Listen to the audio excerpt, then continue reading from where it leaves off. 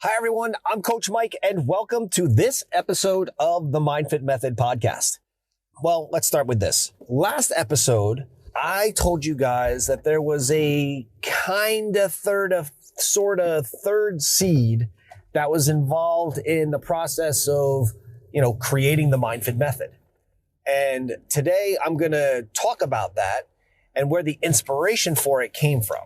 And you might be surprised to hear of where it came from because it's probably one of the last places you would have expected it.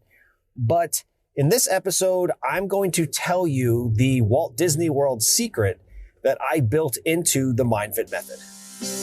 So the giant question is this: how do we as parents, teachers, school administrators, policymakers, coaches, how do we prepare our kids for a future that doesn't yet exist? All while making them healthier, more creative, more innovative, better problem solvers, and overall successful contributors to society. That is the question, and this podcast has the answers. My name is Coach Mike, and welcome to the MindFit Method podcast.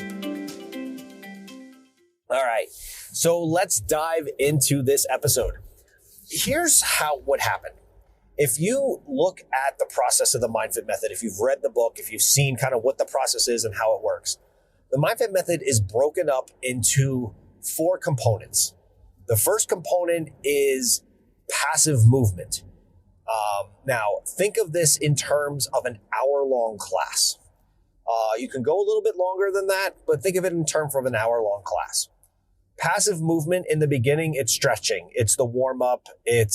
We would often do it with PVC bars to kind of warm up our bodies a little bit.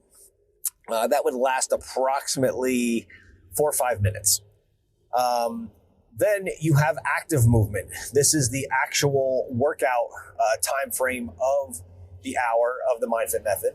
And during that, the duration is approximately 8 to 14 minutes, depending on the workout, depending on how it's structured. And the next part is passive learning. And that's the part we're going to talk about in a minute, because then the part after that is active learning, which is the actual learning of STEM and learning how to do the many things that we did in the world of STEM. Not about, you can learn about anything anywhere, but to learn how to do something is so important. So let's talk about that passive learning for a minute. And the way that I kind of came up with this idea in this area was that after you're done working out, now during that workout session, the kids are working between 8 and 14 minutes. It can be stationary or it can be all around a room. It can be with equipment, it can be without equipment. It didn't really matter. But at the end of the 14 minutes, one of the ways that I would gauge if the programming was at an intensity level where it needed to be was, are they hot, sweaty, out of breath, red cheeks, or are they walking away like it was nothing? And I can tell you there were very, very few times where the programming was so that they walked away like it was nothing. So they're hot, they're sweaty, they're out of breath. And I was having difficulty when I first came up with the idea of MindFit. How do you then sit them in front of a computer where they're literally still sweating, they're breathing heavy, and get them to start, coding or 3D designing or something to that extent? So I was struggling with this. I'm like, how do you do this? You just don't want to sit and make them wait. They're going to hate that. No one likes to wait for anything. And I was struggling with it. I didn't know exactly what to do. And while I was in this process of coming up with the way that the MindFit Method was going to move or going to work, my family and I took a vacation to Disney. And Walt Disney World in Florida is probably my family's most favorite place on earth. The parts of it that are the favorite have changed over the years as my kids have gotten older. I remember when we would first go when they were really young, it was all about Magic Kingdom. And now Magic Kingdom, we can spend a half a day there and pretty much be done. And now we're moving on to, the worlds of Epcot, which is probably one of our favorites, Animal Kingdom and Hollywood Studios. But the idea for what to do actually came while standing in a really long line at Test Track in Epcot. So we're standing in this really long line. I don't remember how long it was. Maybe it was a 60-minute line, something like that. You started out outside and then you worked your way in and you're, zigzagging through all the little lanes. And then you get to a point where you have these giant computer tablets in front of you and you start, quote unquote, designing the car, supposedly, that you're going to ride in. Now, really, it's a computer program. It's an app that, based on the car on your, ticket card that you put in, it's going to remember that. And did you, do a little green sport racer? Did you do a big blue, truck that has all-wheel drive capabilities? It really depended what kind of car you wanted to make. And then when you did test track, it based your performance of the car based on what your design was. So I'm standing in this line, and we get to that point where we start designing, quote unquote, our own car. And, the kids are into it. I'm into it. We're all loving it. And then, after we're done designing, and there was a space that was created between us and the people in front of us while we were designing our cars. And then you start moving quickly all of a sudden because you want to catch up to those people in front of you. And now we're having conversation and we're talking about our cars and how my car is going to beat your car and my car will do really good off-road and my car is going to go the fastest and all those different things. And we probably still had 20 minutes in line from that point, but it didn't feel like it anymore. In the beginning, we felt like we were in a really long line. At that point, we didn't. We felt like we were already in the ride, even though in reality, we were not. And if you think about it, if you've ever been to Walt Disney World and you think about a lot of their rides that you go on, most, all of them have really long lines when you go, except if you're extremely fortunate. They all are really good at doing that. Disney is a genius, or Disney World per se, is a genius at making us wait, but making us feel like we're not, which is really, really cool. So as I'm standing here and I'm all inspired about getting on this ride and designing the car that I'm then going to go sit in and do 65 miles an hour around the test track, it hit me. It literally hit me like an epiphany. And I said, oh my God, I need a room where I can inspire kids as to why STEM, why are they learning this? Why are we teaching what we're teaching? Why are they learning what we're learning? And why is this important? And it's got to be really, really cool. So as I started thinking this through, I thought, you know what? It's not just about inspiring them and making them feel like they're not waiting. That waiting period also helps their bodies return to what's called steady state. So their heart rate comes back down, they start sweating less, their breathing rate decreases. So now, after the active movement or the exercise, they have their brains are primed, but their bodies now weren't quite ready. So now we had to do a slight tweak and give them 5 to 7 minutes in what we called our decompression room.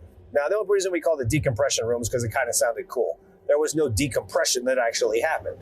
But during that time frame, it allowed their bodies to relax. So what were they doing while they were in there?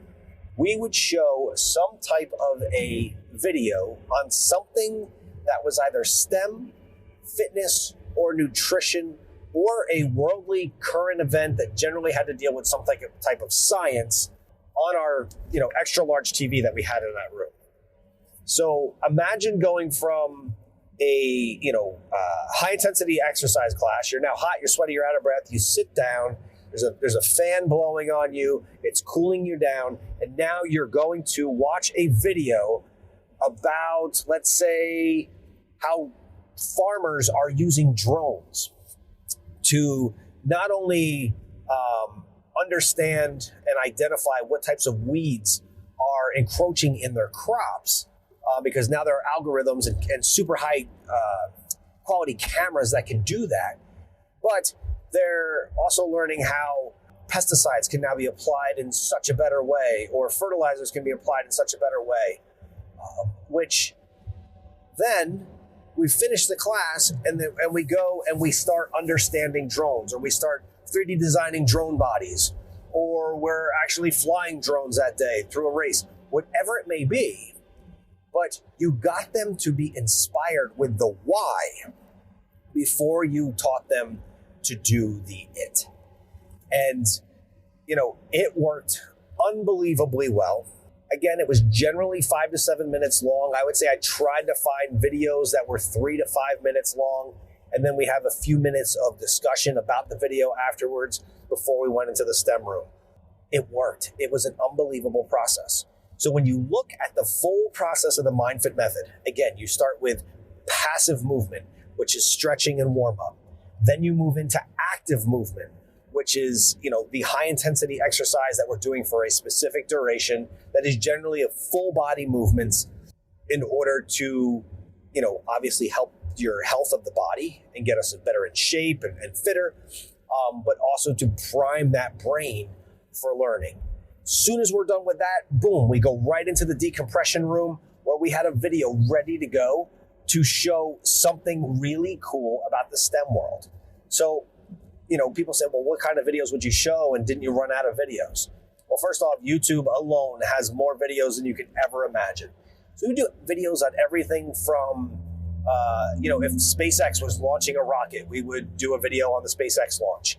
If it was a supermoon, we would do videos on why supermoons are actually not that super and how they're not as big as we think they are. We would do videos on why it's so important to learn coding and the opportunities and jobs that they had in front of them if they understood that world. We would do videos showing the robots of Boston Dynamics and how far we've come in the world of robotics and movement and locomotion. We would show videos on, cleaning up our oceans and how robots are being used now to essentially filter our oceans in a way of the massive amount of plastic and garbage that's in our oceans. And the list goes on and on and on and on and on. So they'd get done with these videos, and here's another funny thought. A lot of times, after the kids would go home after a class, and they'd tell their parents about the really cool video that they watched in the decompression room. In the next class, the parents would say, do you mind if we watch the video? Because the last one that you played sounded really cool. So it's got to be something to inspire them, to get them going. I used to get a question, does it always have to relate to the STEM lesson? No, it does not. Especially if there's a current event or something like that, it necessarily doesn't. But, on a day where we're watching the SpaceX space launch, it's a great day to learn how to 3D design rockets or space shuttles or anything to that extent. So it didn't necessarily have to tie into the STEM lesson because, again, you are working for that organized chaos.